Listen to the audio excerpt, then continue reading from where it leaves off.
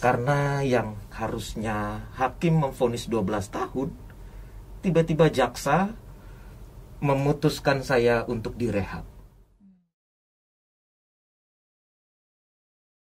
Jadi 2 tahun ya Pak ya jadinya? 2 tahun direhab karena saya selama di penjara itu udah sekitar 1 tahun ya.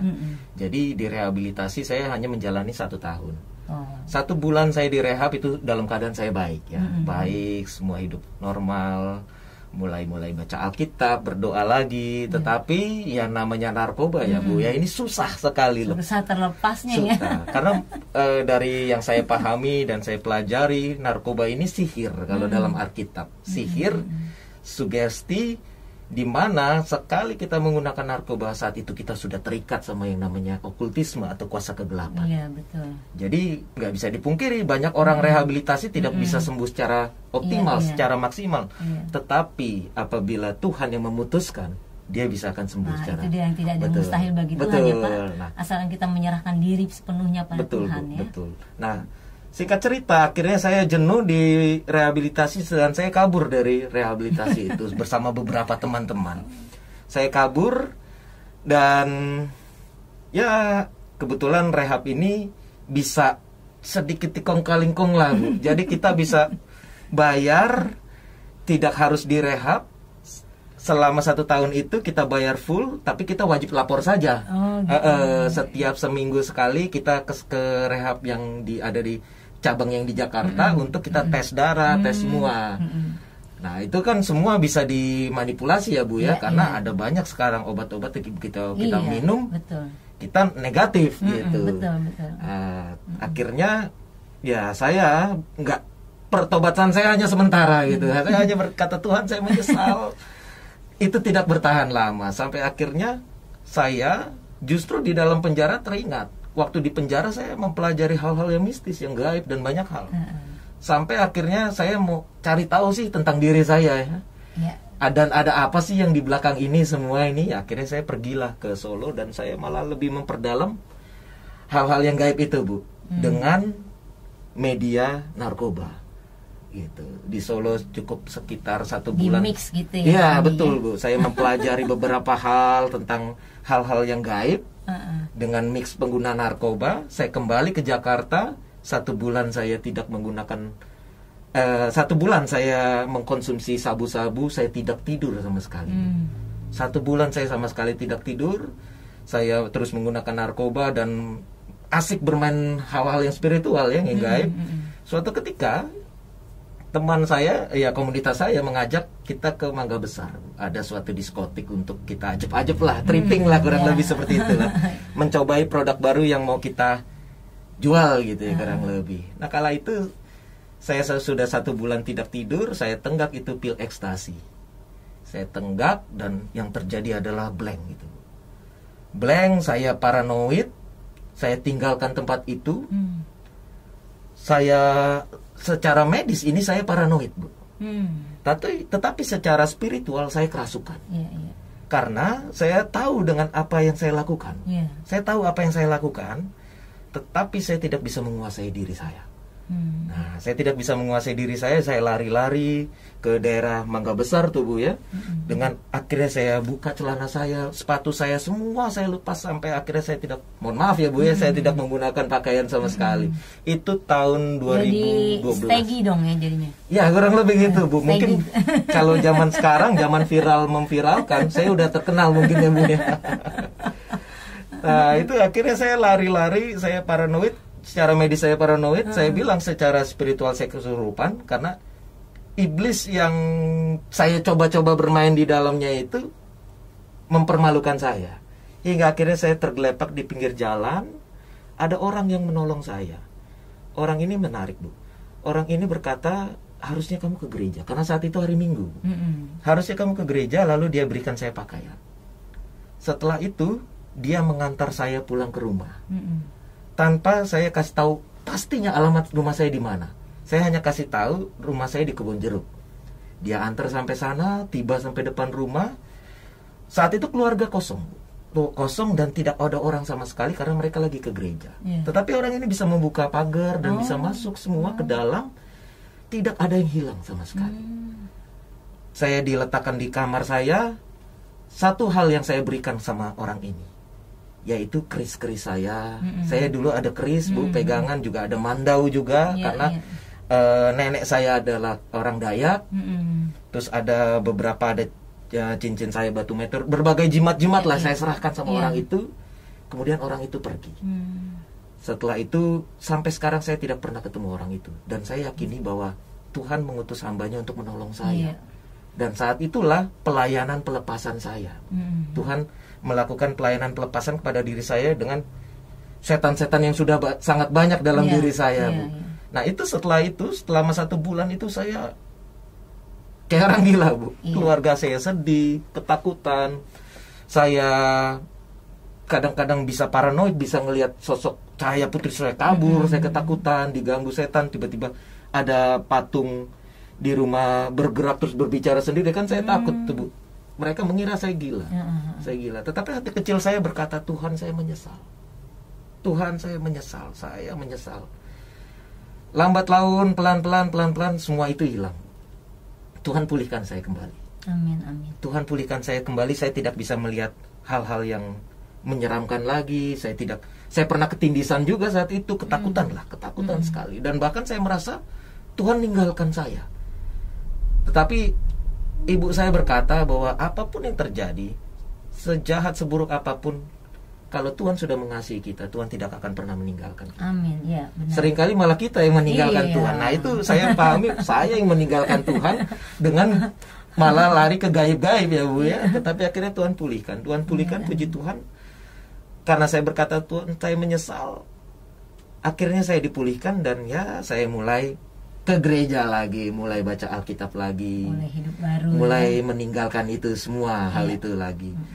Tetapi nggak bertahan lama juga Bu. Nggak bertahan lama, itu cuma sekitar 2 bulan lah.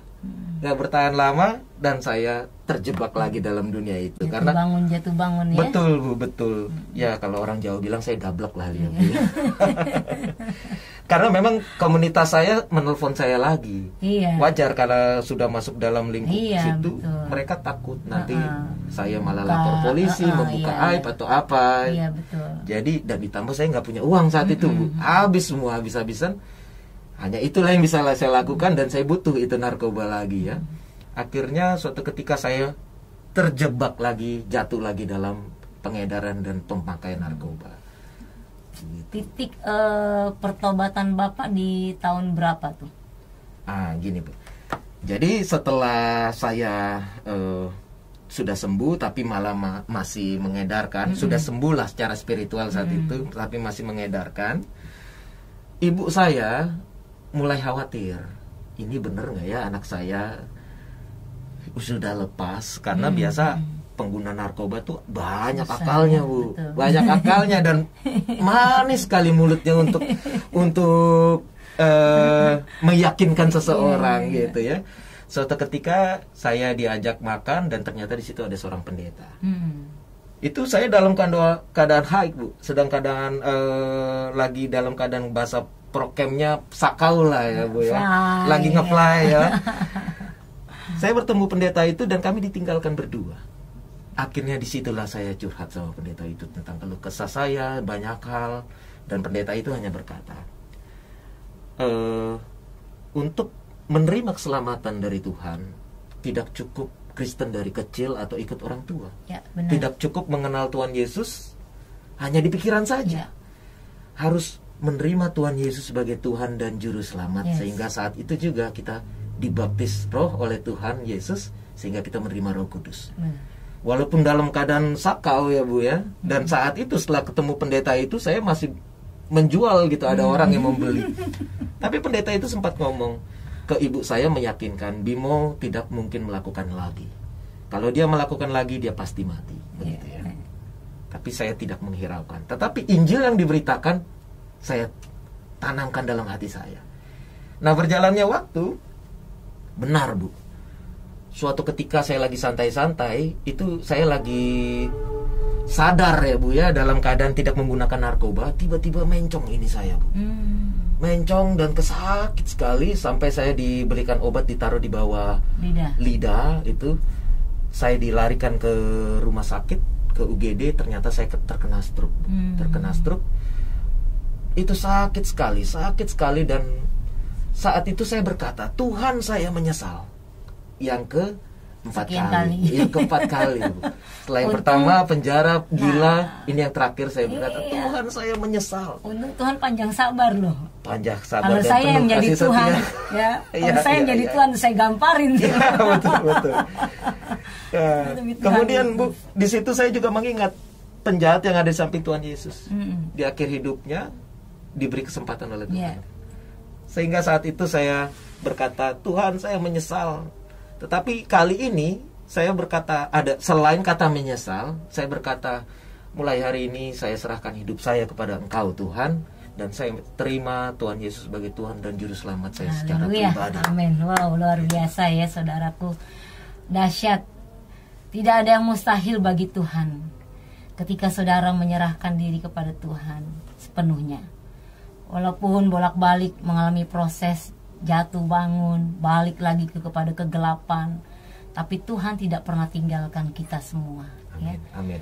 Dia sangat mengasihi saudara dan saya, dan Dia sangat memperdulikannya. Amin. Ya, sampai saat ini seperti yang saudara kenal, dari yang dulunya pemakai narkoba, kehidupan yang tidak berkenan, wow, Tuhan angkat sekarang ini jadi hambanya yang melayani luar biasa ya. Amin, Pak ya. Amin Bu, betul. Jadi Bapak Pendeta Bimo.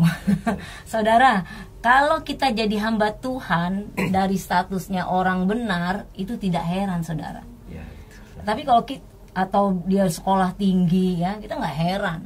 Tapi kalau kita beranjak dari hal yang tenggelam dalam dosa ya, hidup brengsek lah, nggak bener, tahu-tahu jadi hamba Tuhan, wah itu sangat terkesan sekali dan tidak akan lupa.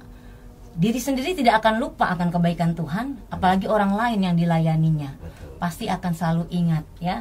Baru heran, wah saya tahu nih Pendeta Bimo dulunya narkoba. Nah, kalau Pak Pendeta Bimo dari anak presiden atau anak konglomerat, nggak heran ya Pak ya. Betul. Justru kita harus membuat Tuhan selalu heran dalam hidup kita. Amin, ya, Pak, amin ya? Bu. Dan mujizat terjadi lagi tuh. Amin. Jadi saya itu akhirnya saya tertidur. Saya dibawa ke kamar. Besok paginya saya terbangun dalam keadaan segar sekali. Tidak ada rasa sakit apapun. Yes. Semuanya sehat, dan saya lihat inilah mujizat Tuhan terjadi. Amin. Memang kalau dampak stroke masih ada ya, sampai sekarang jempol kaki saya masih suka goyang-goyang Bu. Wah, itu pengaruh musik kali Pak. Ya. Tapi puji Tuhan Bu, karena kalau yang goyang-goyang mata saya itu mengerikan ya. Masih jempol kaki masih tidak kelihatan. Iya. Akhirnya saya selesai, saya kembali ke rumah, tetapi Bu, apa yang terjadi Bu? Teman saya hubungi saya lagi, kawan saya hubungi saya lagi, ayo kita pergi lagi ke kota, kita tripping lagi. Apa yang terjadi? Saya tidak bisa bertahan, saya tidak bisa menahan dan tidak bisa menolak, dan akhirnya saya jatuh lagi. Saya ikut lagi sama mereka ke salah satu diskotik yang sekarang sudah ditutup di daerah kota. Tetapi ini yang menarik Bu, ini yang menarik. Karena saat itu sebenarnya hati saya bergejolak. Hati kecil saya tidak mau ikut, tapi sebenarnya saya ya udah ikut sajalah karena teman saya mengajak gitu ya. Nah, ini yang menarik, sampai di sana semuanya pada tripping. Menenggak satu butir ekstasi, saya hanya setengah. Tapi setengah itu biasanya sudah fly, Bu. Saya tenggak setengah, saya tidak merasakan apa-apa. Kemudian saya hisap lagi itu sabu-sabu, saya juga tidak merasakan apa-apa. Yang saya rasakan adalah penyesalan. Saya harusnya tidak ada di tempat ini. Sehingga akhirnya saya pergi dari tempat itu, saya sampai pulang ke rumah. Di rumah saya masih coba-coba lagi saya gunakan itu sabu-sabu, tetapi saya tidak nge-fly, Bu, tidak mabuk, tidak sakau. Yang ada saya menyesal, dan akhirnya itu barang narkoba itu saya buang dan saya berlutut di hadapan Tuhan. Hari itu saya berkata, bukan saya menyesal, tapi hari itu saya berkata, Tuhan, saya berkomitmen untuk meninggalkan semua itu. Amin. Setelah saya berkomitmen, Tuhan mengingatkan saya kembali kepada panggilannya waktu saya remaja dulu, waktu saya pemuda dulu, waktu saya terpanggil untuk menjadi hamba Tuhan. Saya gumuli, dan semenjak saat itu saya tidak pernah menggunakan narkoba lagi. Teman saya hubungi saya malah menghotbahkan dia untuk berhenti, untuk bertobat. Saya berkata bahwa saya mau melayani Tuhan, saya mau sekolah pendeta. Akhirnya semenjak saat itu saya tinggalkan semua itu. Saya pergi ke daerah Tanjung Enim selama 6 tahun tanpa menggunakan HP, tanpa berinteraksi sama dunia luar, untuk 100% belajar teologi. Dan dibentuk menjadi seorang pendeta. Amin, haleluya. Wah, luar biasa Pak, kesaksiannya sungguh menguatkan kita sekalian. Dan doa dan harapan kami Bapak terus dipakai Tuhan ya. Amin, Bu, untuk melayani, apalagi kalau sudah pernah mengalami basic narkoba, Bapak juga bisa melayani orang-orang yang terikat dalam narkoba ya. Amin, Pak? Betul, Bu. Tidak ada yang mustahil Puji bagi Tuhan. Tuhan percayakan itu. Iya, luar biasa.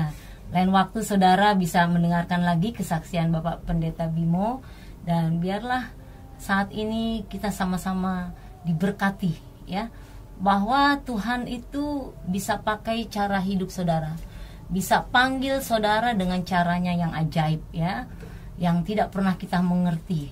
Seorang narapidana, seorang dukun yang bertobat, Tuhan panggil, itu luar biasa.